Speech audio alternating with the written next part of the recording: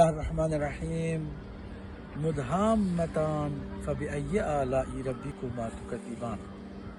انسان کو اللہ سبحانہ تعالیٰ نے خلق فرمایا تاکہ مکمل اس کا بندہ بن کر رہے اور باقی تمام چیزوں کو خود انسان کی سہولتوں کے لیے فراہم کیا۔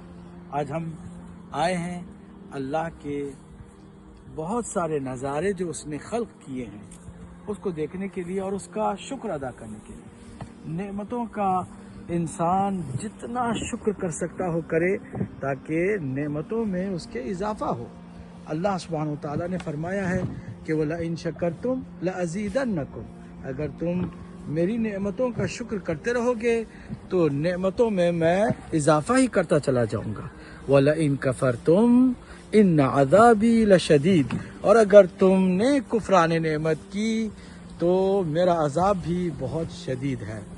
ناظرین، اس وقت آپ دیکھ رہے ہیں اللہ سبحانہ وتعالیٰ کی بہت ساری مخلوق ہے، مگر یہ جو نیچر ہے اللہ نے جو ایڈونچر قائم فرمایا ہے، اس کے ذریعے سے ہمیں آکسیجن ملتا ہے، اس کے ذریعے سے ہمیں تراوت ذہنی ملتی ہے، اس کی وجہ سے ہمیں بہت ساری روحانی خوشیاں میسر ہوتی ہیں۔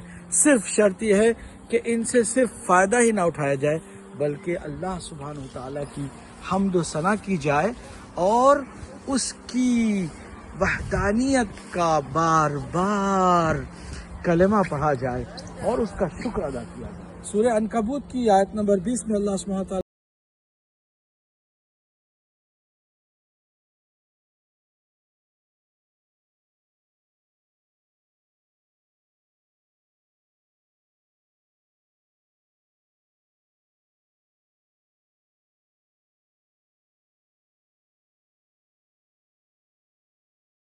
حبیب کہہ دیجئے کہ زمین کی سیر کیا کریں، جا کر دیکھیں کہ اللہ سبحانہ وتعالیٰ نے زمین کو کس طرح مختلف پھلوں سے، مختلف درختوں سے آباد فرمایا ہے۔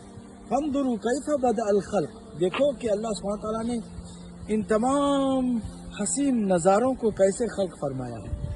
یہ اس لیے ہے کہ ہم اس کی توحید کا اقرار بھی کریں، اس کے اوپر عقیدے کو اپنے مضبوط کریں۔ ہم آخر میں یہ ضرور کہنا چاہیں گے کہ اسلام نے کبھی بھی آپ کو سیر و تفریح سے منع نہیں فرمایا ہے۔ آپ جائیے گا اور ان نظاروں سے بھرپور فیض اٹھائیے گا اور انجوائے کیجیے گا اپنی لائف کو، مگر یاد رکھیے گا کہ ہر نعمت کے استعمال کے ساتھ شکرانہ ہے جس کو ادا کرنا ہے، اور وہ یہ کہ مسلسل اللہ سبحانہ تعالیٰ کی بارگاہ میں شکر کرتے رہیں اور اس کی معصیت سے پرہیز کریں اور سرکشی سے گریز کریں۔